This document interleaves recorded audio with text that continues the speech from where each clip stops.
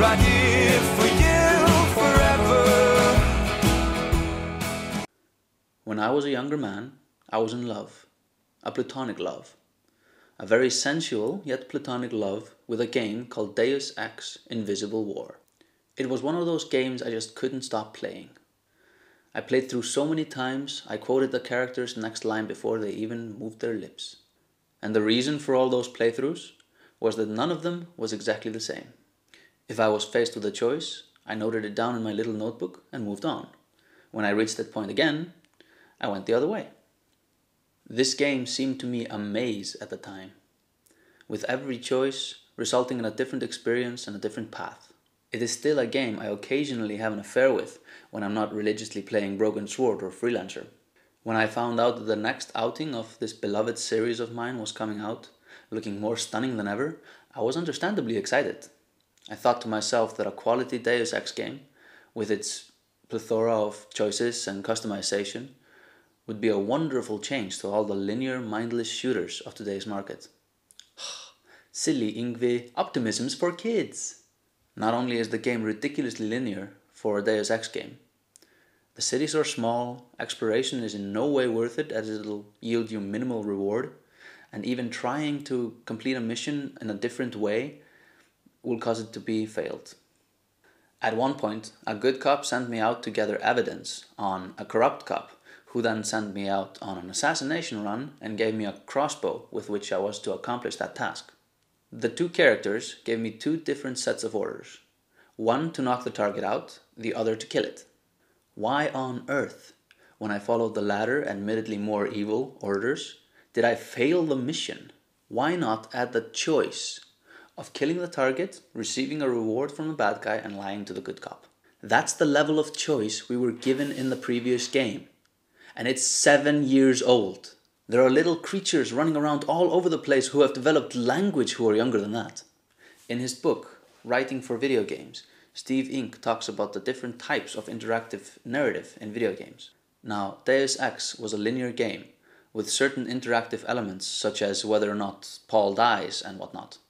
Invisible War, on the other hand, is a linear story with non-linear gameplay, meaning that the story itself is linear, but the path the player took to get to each of the game's story moments is not. The game even had a few missions branching out from the main plot, which was a very nice touch. Now, considering this was 7 years ago, and the evolution of video games tends to be to the advancement of a certain series, I was quite surprised to see the series devolve into human revolution. It has a very linear story and very few branching side quests and interactive elements. I was expecting at least a controlled branching story with the token multiple endings the series is known for. But I'm not here to review a game. I'm here to talk about a specific subject of video gaming lore, which I believe is the cause of this streamlining of the series. DLC. I've only once bought DLC to see what the fuss was about, and I highly doubt I will ever do that again. I just don't see the point. DLC allows the publisher to sell to you, the consumer, for full price an incomplete, or at the very least a very skimmed down version of what the game was ultimately supposed to be. And how the hell are you going to make DLC for a game that you don't know how ended for each player? That's virtually impossible. What the developers must do is control the gamer's experience and make the endings very similar. That way, the new content the developers whip up for the game will fit with the game's ending, regardless of the player's choice. If that makes the game an empty husk, a brown plastic potato waiting for the eyes, ears, nose, lips, arms and legs and hat to be added on later in the form of DLC, each costing $15, fuck it, it's DLC, people, deal with it. Well, I for one won't. Deus Ex Human Revolution is just one example of how this DLC fad is diminishing the quality of the product we gamers get when we buy a game in its retail form. It is effectively killing off interactive storytelling. When I buy a game, I want a complete product. I want a deep, engaging story, full of vivid characters, and from a Deus Ex game, I want choice.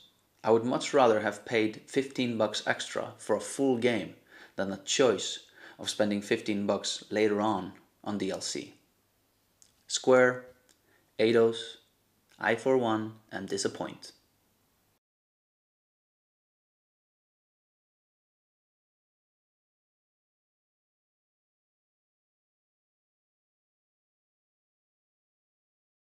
Slänge.